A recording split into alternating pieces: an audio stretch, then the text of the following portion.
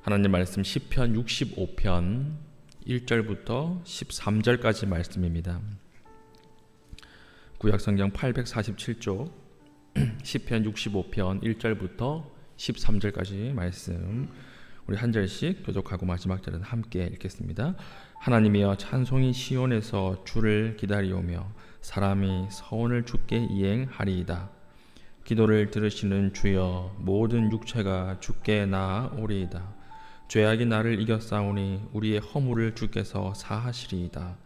주께서 택하시고 가까이 오게 하사 주의 뜰에 살게 하신 사람은 복이 있나이다. 우리가 주의 집 곧 주의 성전의 아름다움으로 만족하리이다. 우리 구원의 하나님이시여, 땅의 모든 끝과 먼 바다에 있는 자가 의지할 주께서 의를 따라 어미하신 일로 우리에게 응답하시리이다. 주는 주의 힘으로 산을 세우며 권능으로 띠를 띠시며 바다의 설렘과 물결의 흔들림과 만민의 소요까지 진정하시나이다. 땅끝에 사는 자가 주의 징조를 두려워하나이다. 주께서 아침 되는 것과 저녁 되는 것을 즐거워하게 하시며 땅을 돌보사 물을 대어 심히 윤택하게 하시며 하나님의 강에 물이 가득하게 하시고 이같이 땅을 예비하신 후에 그들에게 곡식을 주시나이다. 주께서 밭고랑에 물을 넉넉히 대사 그 이랑을 평평하게 하시며 또 담비로 부드럽게 하시고 그 싹에 복을 주시나이다. 주의 은택으로 한 해를 관씌우시니 주의 길에는 기름 방울이 떨어지며 들의 초장에도 떨어지니 작은 산들이 기쁨으로 띠를 띠었나이다. 함께 읽습니다.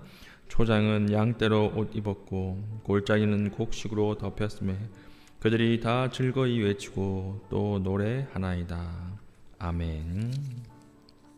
우리 그저께 살핀 시에는, 앞에 두 번째까지 시에는 다윗이 하나님 죽겠습니다, 하나님 못 살겠습니다 탄원하는 시였다면, 오늘 이 시는 다윗이 하나님 앞에 크게 찬양하며 감사하고 있습니다.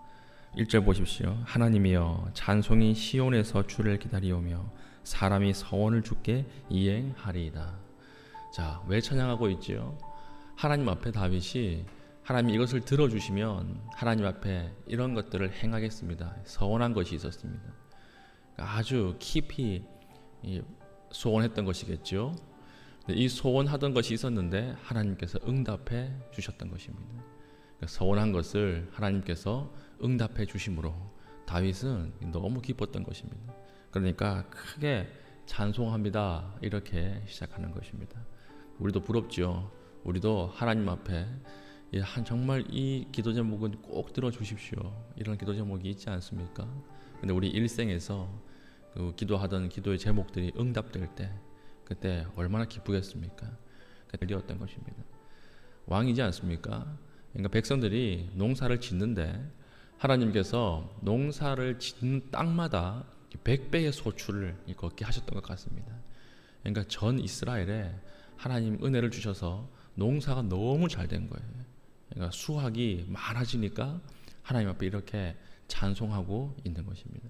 그렇다면 우리는 이렇게 볼 수 있죠. 아, 다윗이 찬송할 만하네. 나도 하나님께서 30배, 60배, 100배의 결실을 주시면 나도 찬송하지요, 목사님. 저도 하나님 앞에 찬송할 수 있습니다. 그런데 저는요, 찬송할 수 있는 거리가 없어요. 코로나 때문에 수확이 더 줄었고, 안 그래도 적었던 수확이 이 어려움을 당하면서 더 나빠졌습니다. 더 안 좋아졌습니다. 저도 다윗 같으면 충분히 찬송하죠. 근데 저는 그럴 수 없어요. 이렇게 고백할 수 있지 않겠습니까? 근데 가만히 시를 보면 다윗은 농사가 잘 되었기 때문에 감사하고 찬송하는 게 아니에요. 앞에 쭉 보면 다윗은 자신의 감사가 하나님 앞에 농사가 잘 된 것까지 발전한 것이지, 농사가 잘 되고 못 되고 해서 다윗은 하나님께 찬송하는 게 아니라고 하는 것을 알 수 있습니다. 왜 다윗은 찬송하고 감사하느냐? 3절 4절 죄악이 나를 이겼사오니 우리의 허물을 주께서 사하시리이다. 자, 다윗은 왜 찬송하고 있죠? 하나님께서 나의 죄를 용서해 주셨기 때문에 찬송하는 거예요. 4절 주께서 택하시고 가까이 오게 하사 주의 뜰에 살게 하신 사람은 복이 있나이다. 우리가 주의 집 곧 주의 성전의 아름다움으로 만족하리이다. 다윗은 한 번 넘어졌던 사람입니다. 다윗은 살인죄와 간음죄를 동시에 저질렀던 사람입니다. 그런데 하나님께서 죽이지 않으셨어요. 그럼에도 불구하고 다윗을 용납해 주셨습니다. 이게 너무 감사한 거예요. 이게 너무 신묘막측한 것입니다. 매일 아침에 눈을 뜰 때마다 하나님이 나를 용서해 주셨구나. 하나님 오늘도 나를 다시 살려주셨구나. 이런 고백과 찬양이 넘쳐 흘렀다는 것입니다. 우리는 큰 믿음이 있죠. 그 믿음이 무엇입니까? 내가 오늘 눈을 감고 자면 내일 아침에 이 자리에서 눈을 뜰 수 있다는 믿음이에요. 의사들이요, 이 큰 믿음이라 그래요. 굉장히 큰 믿음입니다. 올 때는 주민등록번호 순대로 오지만 갈 때는 주민등록번호 순대로 가는 거 아니거든요. 우리 의사들의 책에 보면 이런 글이 있더라고요. 우리가 잠을 잘 때 내일 아침에 눈을 뜰 거라고 생각하는 것은 믿음이다. 왜 그렇습니까? 우리 심장이 뛰지 않습니까? 지금도 심장이 뛰지요. 근데 이 심장이 뛰는 게 굉장히 미세한 전기 자극으로 뛰는 거랍니다. 그러니까 전기 자극 한 번만 딱 끊기면 못 일어나는 거예요. 근데 왜 일어났죠? 하나님의 사죄의 은총이 용서하시는 은혜다라고 하는 것입니다. 그리고 수술할 때 장기들이 이렇게 막 꺼내지지 않습니까? 장기를 꺼내서 수술하죠. 장기를 꺼내서 수술하는데 어떻게 장기가 자기 자리로 돌아갈까요? 의사가 딱 맞춰가지고 꼬매는 거 아니거든요. 그냥 넣어 놓으면 자기가 알아서 자기 자리로 간대요. 그냥 부어 놓으면 자기가 알아서 그냥 지 자리를 찾아서 간다는 거예요. 그리고 자리가 완전히 잡혔습니다. 이 사인이 가스가 나오는 거예요. 가스가 이게 나오면 장기가 자리를 다 잡았구나. 어떻게 잡죠? 자리를 어떻게 잡는 걸까요? 하나님의 용서하시는 은혜예요. 하나님 봐주신 거예요.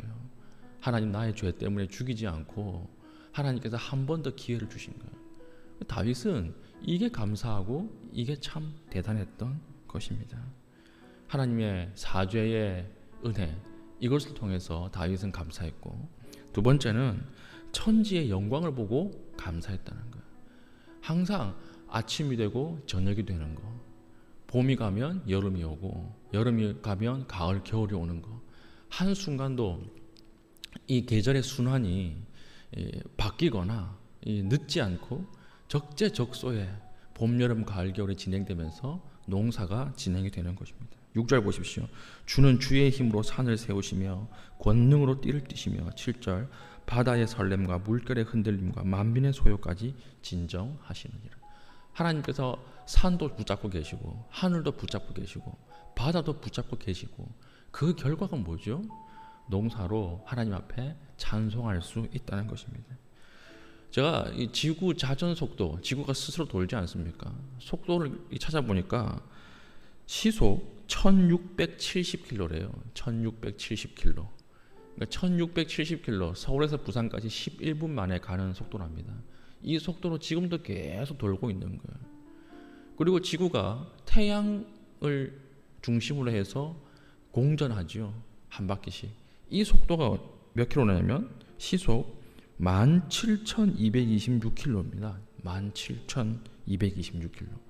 우리가 지구에서 제일 빠른 제트기보다 44배가 빠르대요. 엄청난 속도로 지금 움직이고 있는 거예요. 그런데 이 움직이는 것 때문에 시끄럽거나 이것 때문에 멀미하는 사람 한 명도 없죠. 이게 하나님이 붙잡고 계시기 때문이라는 것입니다. 그러니까 오늘 다윗의 찬송은 농사가 잘 되었기 때문에 하나님 앞에 찬송하는 외부적 감사와 찬송이 아니라는 거예요. 누구에 대한 찬송과 감사입니까? 하나님 존재 자체에 대한 감사와 찬송이에요. 하나님이 나와 함께 계시다는 것에 대한 감격과 찬송이라는 것입니다. 그러니까 찬송의 이유가 외부에 있지 않고 하나님 자신에게 있는 거예요. 하나님 자체가 찬송할 대상이라는 것입니다. 우리에게도 이런 감격과 회복이 있기를 원합니다. 우리가 매일 하나님 앞에 용서받았다라고 하는 사죄의 확신과 그리고 하나님 천지의 영광을 깨닫지 못하면 순간순간 계속해서 불평하는 거예요. 계속 원망하는 것입니다. 왜 수확이 적습니까? 왜 소득이 적어집니까? 그런데 가만히 묵상해 보십시오. 수확만 적어진 거지 가족들이 있잖아요. 수확만 적어진 거지 건강하지 않습니까? 수확이 없다는 것이지 생명이 있지 않습니까? 생명이 수확보다 훨씬 좋지 않습니까? 가족들이 수확보다 훨씬 좋지요. 우리가 할 수 있는 일이 있다는 것이 수확보다 훨씬 더 가치 있는 일이라고 하는 것입니다. 그럼 여러분, 가족이 있기 때문에 감사하고 찬송합니까? 건강이 있기 때문에 감사하고 찬송하시나요? 그렇지 않지요. 그러니까 우리가 찬양하고 감사하는 것은 주신 은혜를 망각했기 때문에 찬송과 감사가 안 되는 것이지 어려워서 못하는 게 아니라고 하는 것입니다. 하나님을 알게 되면 모든 것이 다 찬양할 대상이에요. 고난 중에도 찬양할 수 있습니다. 욥기 보면 욥이 하나님 앞에 뭘 많이 받아서 제사를 잘 지내는 게 아니에요. 1장 21절 보면 하나님이 모든 욥의 재산을 다 거두어 가시고 자녀들도 다 거두어 가시죠. 근데 욥의 고백은 무엇입니까? 주신 이도 여호와시요 거두신 이도 여호와시니 여호와의 이름이 찬송을 받을 지니이다. 하나님이 주셨으니까 하나님이 가져가시는 것이 옳다는 것입니다. 욥의 감사와 찬송의 대상은 뭐죠? 하나님이 주신 외부의 요건이 아니라 하나님 자신이었다는 거예요. 하나님 자신이 나와 함께 계시고 하나님이 오늘도 나와 함께 계시고 나를 용서해 주시고 용납해 주셨다. 이것이 감사와 찬송의 대상이었다는 것입니다. 오늘 우리가 기도할 때 하나님 앞에 이런 감사가 회복되기를 원합니다. 이 찬송이 오늘 우리의 삶이 회복되기를 원합니다.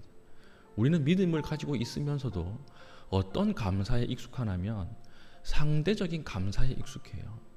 그리고 우리 감사절에 설교를 이렇게 분석해 봐도 간증을 분석해 봐도 다 상대적인 감사예요. 다른 사람은 이렇게 했는데 하나님이 나에게는 더 좋게 행하셨다는 거예요. 다른 사람 다 가난해졌는데 하나님께서 나의 땅값은 올려주셨다는 것입니다. 그리고 내 삶이 무료하고 내 삶이 굉장히 지루했는데 내가 장애인 구역에 장애인들을 딱 바라보니까 저 사람들도 저렇게 사는데 열심히 사는데 나는 멀쩡한 몸을 가지고도 이렇게 시간을 낭비하면서 사는구나. 하나님 앞에 똑바로 살아야 되겠다고 깨달았다는 거예요. 근데 죄송하지만 이것들은 다 불완전한 감사고 이기적 감사입니다. 하나님에게서 온 감사가 아니에요. 이것은 다 상대적인 감사죠. 감사할 요건이 있기 때문에 감사하는 거예요. 성경은 이렇게 감사하라고 이야기하지 않습니다. 성경의 감사는 어떤 감사일까요? 절대적인 감사예요. 나의 상황과 환경과 상관없이 하나님 자체로 감사한 거예요. 하나님 앞에 내가 용납되었기 때문에 감사한 거예요. 하나님이 오늘도 나를 다시 살아갈 수 있는 은혜를 주셨기 때문에 감사한 거예요. 그러면 우리가 기쁠 때도 감사와 찬송이 나오고 슬플 때 고난 가운데서도 하나님 앞에 찬송할 수 있다는 것입니다. 하나님을 바라봐야 우리 감사할 수 있습니다. 하나님만을 묵상해야 우리 진정한 찬송이 터져 나올 수 있다는 것입니다. 오늘 우리가 기도할 때 얼마나 많이 어제 하루도 원망하며 살았습니까? 우리의 입술에 얼마나 많은 비판과 원망이 나왔었습니까? 오늘 하나님 앞에 나아갈 때 이 모든 것이 회복되어서 하나님의 존재 자체로 오늘도 나를 살려주셨다라고 하는 감사가 회복되는 귀한 하루 되기를 축복합니다. 아멘. 이 시간 기도하실 때에 오늘 내 삶에 진정한 감사, 진정한 찬양이 회복되게 하여 주시옵소서. 하나님, 회복되는 모든 것들 가운데 하나님 우리의 가정이 회복되게 하여 주시고 나의 일상이 회복되게 하여 주시옵소서. 우리 하나님 앞에 기도하시고 자유롭게 돌아가시겠습니다.